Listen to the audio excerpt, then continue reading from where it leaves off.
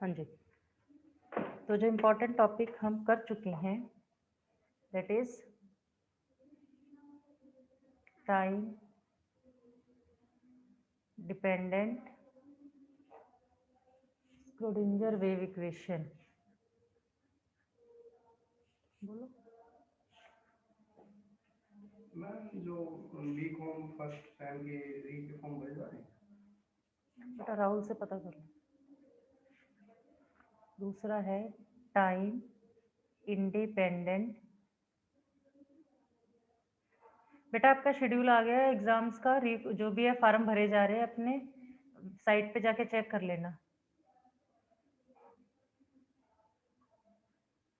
Wave equation 1 dimensional में और 3 dimensional में, ठीक है। यहाँ से तकरीबन तकरीबन हर साल मैं ये कह रही थी कि 100% ये 2 टॉपिक आप तैयार कर लोगे ना, तो इस यूनिट में 5 से लेकर 9 नंबर आपके पक्के हैं। बहुत ज़्यादा मुश्किल नहीं है क्वेश्चंस दोनों, क्लियर? ठीक है ना, क्वेश्चंस बहुत ज़्यादा मुश्किल नहीं है। 5 से लेकर 9 नंबर आपके इस यूनिट में कंफर्म है अगर आप ये दोनों क्वेश्चंस कर लेते हो। अब बारी आती है किसी को कुछ एक्स्ट्रा करना है तो भाई, ठीक है। तो कुछ इंपॉर्टेंट छोटे छोटे टॉपिक्स हैं। फर्स्ट है वो 3 नंबर 9 नंबर में भी क्या पूछ लेते हैं, आंसर मिला के पूछते हैं 3-4 छोटे छोटे question. Eigen values and eigen functions.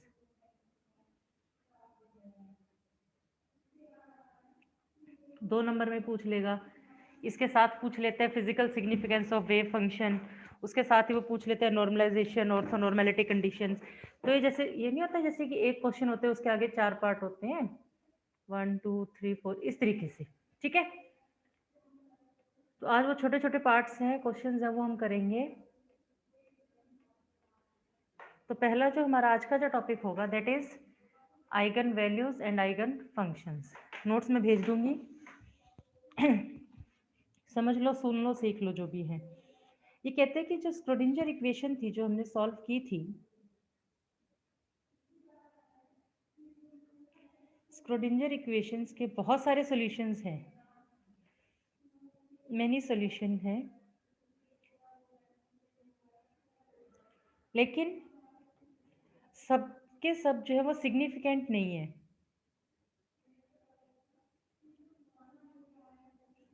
No significant, significant का मतलब है कि प्रैक्टिकली वो यूज में नहीं आ सकते, कि उनका कोई यूज नहीं है, no practical use,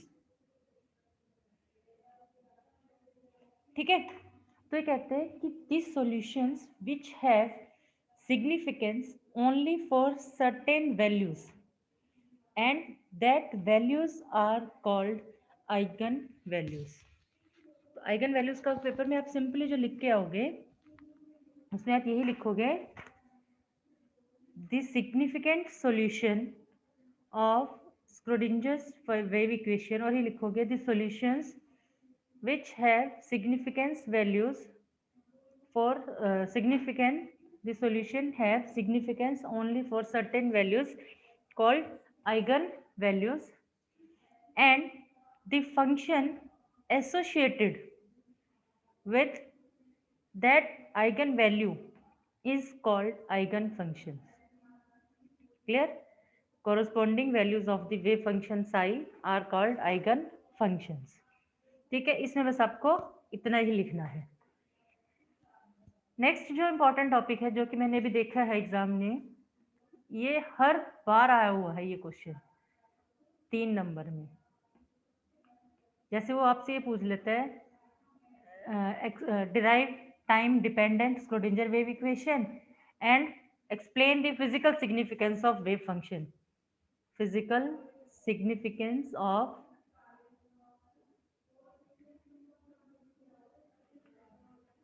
wave function psi, कि जो वेव फंक्शन था साई, जो हमने बार बार हम डिफाइन कर रहे हैं, बार बार हम इसकी बात कर रहे हैं, ये है क्या चीज़, इसका क्या सिग्निफिकेंस है, ये हमें बताता क्या है। ये लगा के चलो, मोस्ट इंपॉर्टेंट टॉपिक है, मोस्ट इंपॉर्टेंट क्वेश्चन है, 3 नंबर का आता है। तो इसमें आप लिखोगे द वेव फंक्शन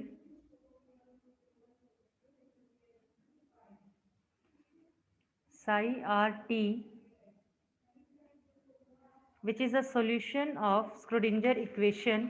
कौन सी इक्वेशन? जनरल इक्वेशन की अगर हम बात करते हैं, iota H cut del psi by del T is equal to H psi, where this h is equal to v square by 2m plus v r t. This psi provides complete quantum mechanical description of motion of particle, कि जो particle है वो move कर रहा है, ठीक है, उसके क्वांटम ट्रीटमेंट के क्वांटम मैकेनिकली वो क्या, किस वे में पार्टिकल जो मूव कर रहा है, ठीक है, उसके बारे में हमें बताता है साई.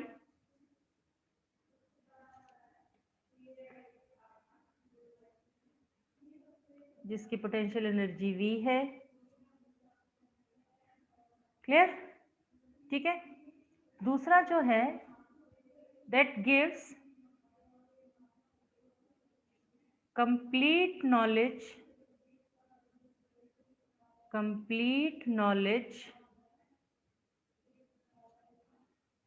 of particle, कि जो पार्टिकल है उसके बारे में सब कुछ बताता है ये, उसकी पोटेंशियल एनर्जी क्या है, उसका उसकी काइनेटिक एनर्जी क्या है, उसकी पोजीशन क्या है, किस टाइम पर कहाँ पर है वो. क्लियर? अब जो तीसरा है इसका, या पॉइंट्स में भी लिख सकते हो, कि साई की वैल्यू, ठीक है, ये हमें बताता है कि इसका जो मैग्नीट्यूड है, कि साई का जो मैग्नीट्यूड है वो ज्यादा होगा जहां पर नंबर ऑफ पार्टिकल्स ज्यादा होंगे. दैट इज, जिसकी तीसरी फिजिकल सिग्निफिकेंस है, magnitude of psi in the reason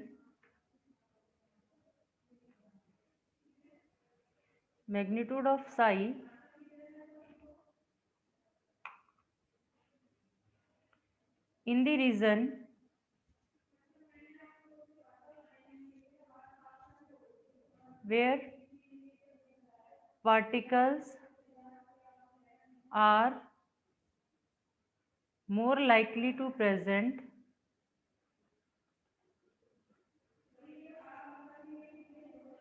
is more, कि इसका मैग्नीट्यूड मोर होगा, और जहां पर पार्टिकल्स कम होंगे वहां पर इसका क्या होगा, कम होगा. दैट मीन्स कि जो साई है वो हमें क्या बताता है, probability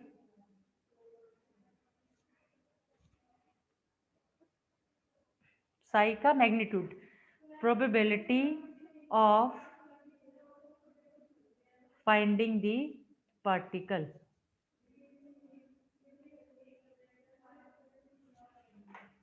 Probability of finding the particle. This is the most important significance, probability of finding the particle. Clear?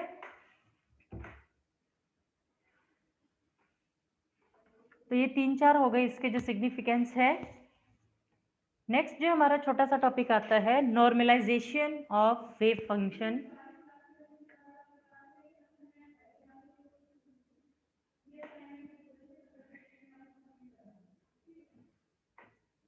Normalisation of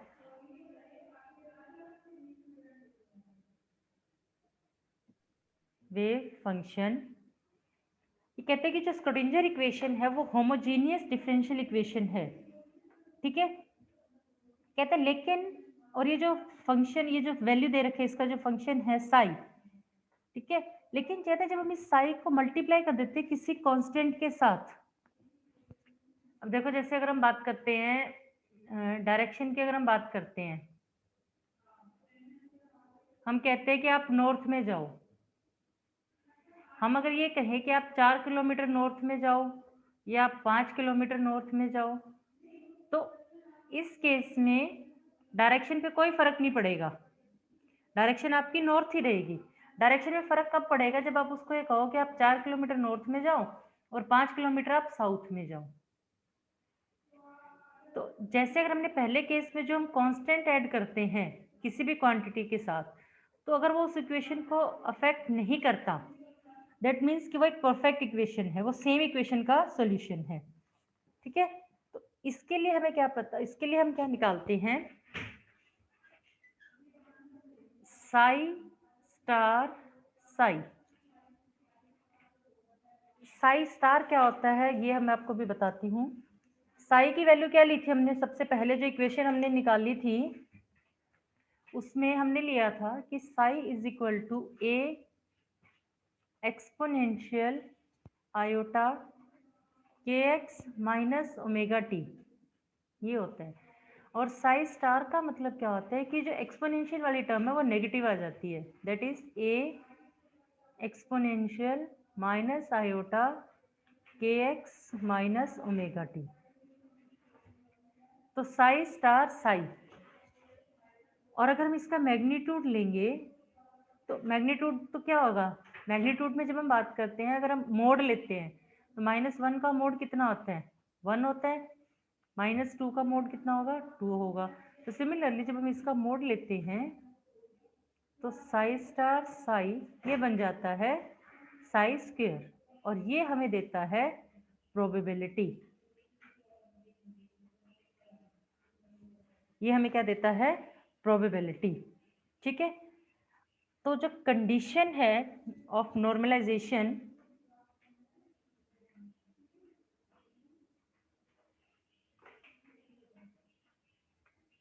condition of normalisation, paper में अगर वो आपसे पूछ लेता है एक्सप्लेन नॉर्मलाइजेशन, तो उसमें आपको क्या लिखना है?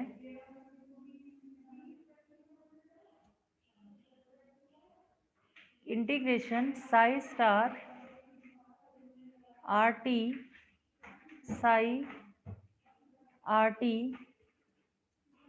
Into D V is equal to integration psi R T square is equal into D V is equal to 1।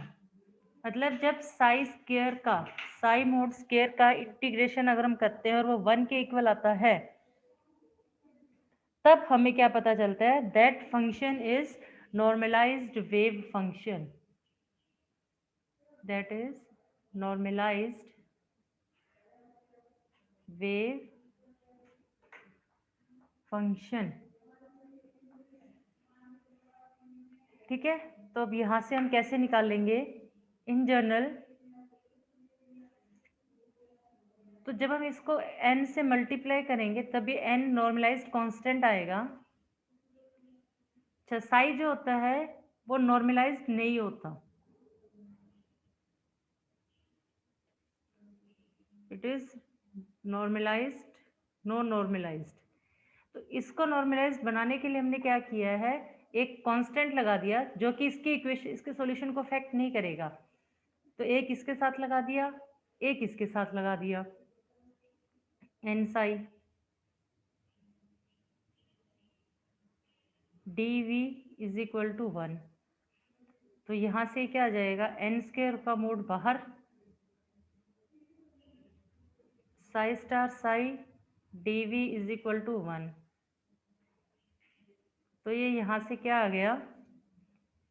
N mod का square is equal to 1 over psi star psi into D we.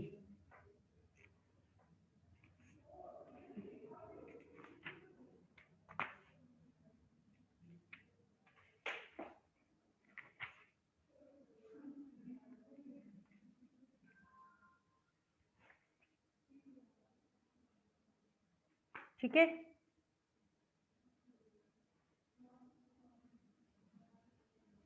अब मैं एक example आपको इसका करके दिखाती हूँ।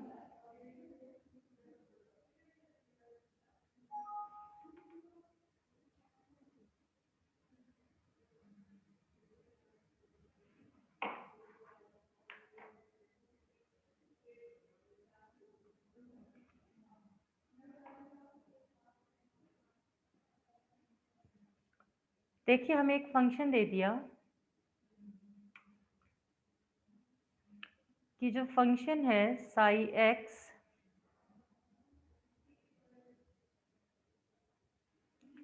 That is equal to cos N pi X divide by A. Statement कह रहे हैं कि wave function of a particle which is confined to remain in a region, region क्या दे दिया, एरिया के x is equal to 0 to x is equal to a, मतलब ये हमें लिमिट दे दी कि इसके बीच में पार्टिकल है हमारे पास। सपोज करो इस तरह का बॉक्स है, यहाँ पे x इज इक्वल टू 0 है और यहाँ पे x is equal to a है, तो ये जो डिस्टेंस है that is equal to a। तो पार्टिकल जो है वो यहाँ पर कहीं पर भी ट्रेवल कर रहा है जिसका कि वेव फंक्शन cos npx/2 है। आपको नॉर्मलाइज करना है इस वेव फंक्शन को। तो नॉर्मलाइजेशन की कंडीशन क्या होती है हमारे पास, 0 to a psi X square dx is equal to 1। अब हमें कैसे पता dx था, क्योंकि हमारे पास सिर्फ x एक्सिस दे रखा था यहाँ पर, ठीक है। तो नॉर्मलाइजेशन की कंडीशन क्या होती है कि n square 0 to a, psi की जगह हम ये वैल्यू पुट कर देंगे cos square n pi x by a into D X is equal to 1। तो यहाँ से आपको n की वैल्यू निकालनी है। ये काम मैं आप पे छोड़ती हूँ, ज़्यादा मुश्किल नहीं है। इंटीग्रेशन करना है इसका, 0 से a की लिमिट लेके पुट करनी है, उसको 1 के इक्वल पुट कर देना है। तो यहाँ से हमारे पास कुछ बाद में वैल्यू पुट करेंगे तो यहाँ से हमारे पास c की वैल्यू आ जाएगी। तो वो जो c की वैल्यू आएगी that is normalised wave function. Clear, समझ में आया सबको? Yes ma'am. ठीक है, तो इसके कल करेंगे और इसके बाद आपका इसमें कुछ खास बचा नहीं है। कल मैं आपकी ये यूनिट में कोशिश करूंगी कंप्लीट हो जाएगी। एक दो छोटे छोटे टॉपिक बचे हैं बस, ठीक है। बेटा पढ़ना शुरू कर दो, आ गया तुम्हारा एग्जाम्स का शेड्यूल भी आ गया है और फार्म भी भरे जा रहे हैं। री के तुम्हारे 11 तारीख से भरे जाएंगे फार्म और लास्ट डेट 18 है, ठीक है।